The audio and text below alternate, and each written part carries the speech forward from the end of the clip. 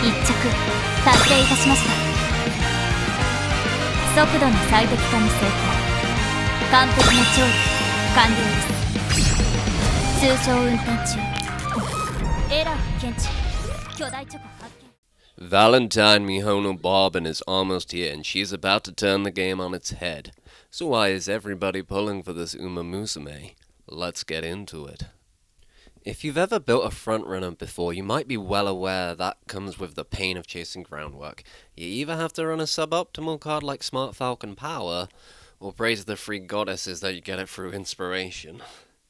Well, that time of suffering is now over. See, Mihono Bourbon Valentine is the first Uma in the game to be blessed with an inherent groundwork skill. This not only makes her a great parent, but it also makes her the easiest frontrunner in the game to build.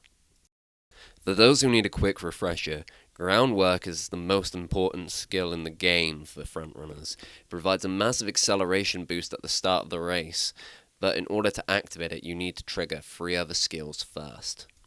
Now, because Bourbon already comes with concentration and frontrunner savvy, she already has 2 of the 3 keys needed to unlock that groundwork engine.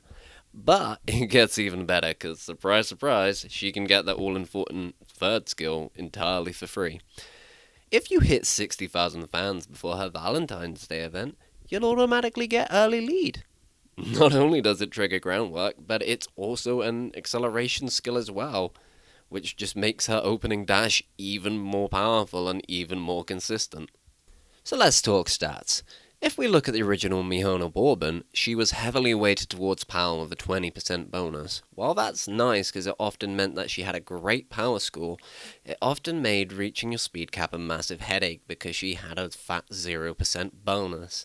This is especially bad if you don't have the strongest support cards. Valentine Borbin fixes this by moving to a 10-10-10 spread across speed, stamina, and power. Now, you might think that losing 20% peak is enough, but it's actually a huge buff to her, as it massively opens up what cards and decks you can actually use to build her. Having 0% on an Uma often means running 3 speed cards in order to comfortably hit the speed cap. This means that you can drop a speed card out and put something else in instead and still realistically max your speed, so that could be a wit card, because wit is incredibly important for frontrunners. But this is not her only advantage. See, the original Mihono Bourbon had a couple of crippling weaknesses that really held her back from being dominant. First of which was her ultimate. It has the unfortunate, and I mean really unfortunate, downside of if you late start on her, or if you get rushed on her, it simply doesn't activate. I know from experience because it happens to me all the time, and it loses you races. Not with Valentine's though. See, Valentine has one of the best ults in the entire game. It's a skill that will activate in the middle of the race, and it will give you speed and recovery, and a massive amount. You can see on screen the amount there. Not only is this like great as her ult as well, but if you can pass it down through inheritance, it's still really strong. Frontrunners struggle in general with getting recovery skills, so the fact that her ult just helps that for you is amazing. If you've ever played her career, she has a really horrible career where she has to do races like the Tenno show, and thanks to that ultimate, she is going to be a lot more consistent because it's going to give her way more stamina, thanks to the recovery part of it.